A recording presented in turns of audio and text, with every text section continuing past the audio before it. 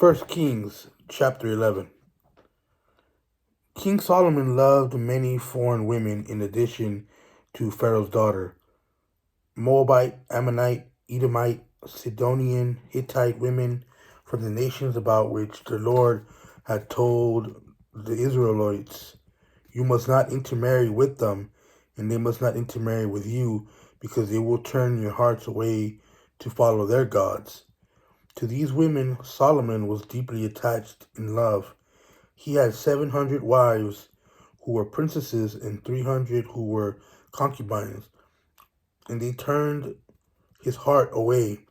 When Solomon was old, his wives turned his heart away to follow other gods. He was not wholeheartedly devoted to the Lord his God, as his father David had been. Solomon followed Asheroth, the goddess of the Sidonians, and Milcom, the abhorrent idol of the Ammonites. Solomon did what was evil in the Lord's sight, and unlike his father David, he did not remain loyal to the Lord.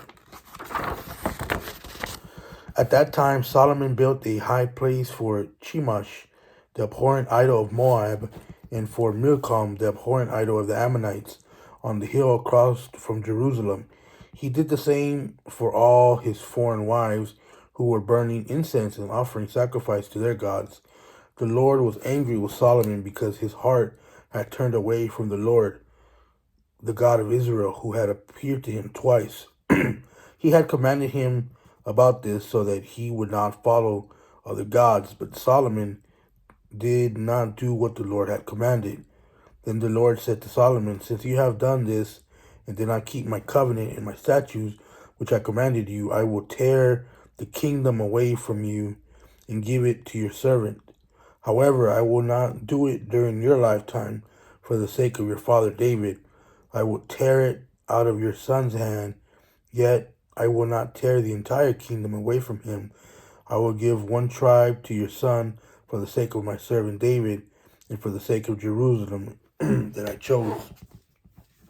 So the Lord raised up Hadad the Edomite as an enemy against Solomon. He was the royal family in Edom. Earlier, when David was in Edom, Joab, the commander of the army, had gone to bury the dead and had struck down every male in Edom. For Joab and all Israel had remained there 6 months, until he had killed every male in Edom. Hadad fled to Egypt along with some Edomites from his father's servants. At the time Hadad was a small boy, Hadad and his men set out from Midian and went to Paran. They took men with them from Paran and went to Egypt, and the Pharaoh, king of Egypt, who gave Hadad a house, ordered that he be given food and gave him land. Pharaoh liked Hadad so much that he gave him a wife, the sister of his own wife, Queen Tahpenes. Tahpenes' sister gave birth to Hadad's son, Genubath. Tahpenes herself weaned him in Pharaoh's palace, and Genubath lived there along with Pharaoh's sons. When Hadad heard in Egypt that David rested with his fathers and that Joab, the commander of the army, was dead, Hadad said to Pharaoh, "Let me leave so I may go to my own country." But Pharaoh asked him, "What do you lack here with me, for you want to go back to your own country?" "Nothing," he replied, "but please let me leave." God raised up Rezon, son of Eliadah, as an enemy against Solomon. Rezon had fled from his master King Hadadezer of Zobah and gathered men to himself. He became leader of a radiant party when David killed the Zoabites.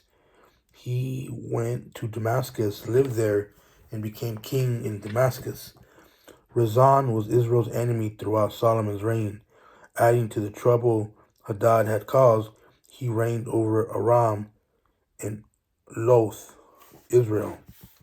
Now Solomon's servant, Jeroboam, son of Nebat, was an Ephraimite from Zeredeth. His widow mother's name was Zeruiah. Jeroboam rebelled against Solomon, and this is the reason he rebelled against the king. Solomon had built the supporting terraces and repaired the opening in the wall of the city of his father David. Now the man Jeroboam was capable, and Solomon noticed the young man because he was getting things done. So he appointed him over the entire labor force of the house of Joseph. Excuse me. During that time, the prophet Ahijah the Shilonite met Jeroboam on the road as Jeroboam came out of Jerusalem. Now Ahijah had wrapped himself with a new cloak, and the two of them were alone in the open field. Then Ahijah took hold of the new cloak he had on, tore it into 12 pieces, and said to Jeroboam, "Take 10 pieces for yourselves, for this is what the Lord God of Israel says.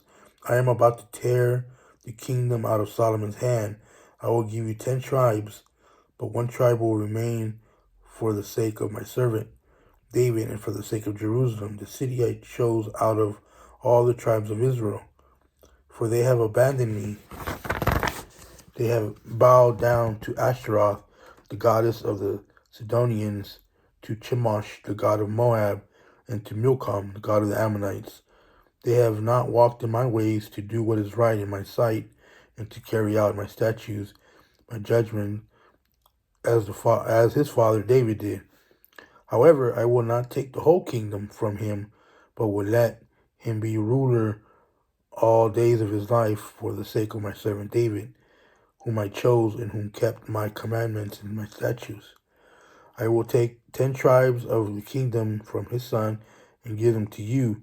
I will give one tribe to his son, so that my servant David will always have a lamp before me in Jerusalem, the city I chose for myself to put my name there. I will appoint you, and you will reign as king over all you want, and you will be king over Israel. After that, if you obey all I command, walk in my ways, and do what is right in my sight in order to keep my statutes and commandments, as my servant David did, I will be with you. I will build you a lasting dynasty, just as I built for David, and I will give you Israel. I will humble David's descendants because of their unfaithfulness, but not forever.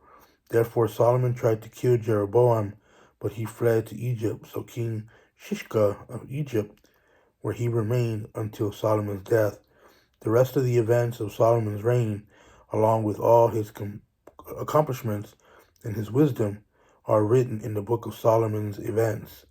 The length of Solomon's reign in Jerusalem over all Israel totaled 40 years. Solomon rested with his fathers and was buried in the city of his father David.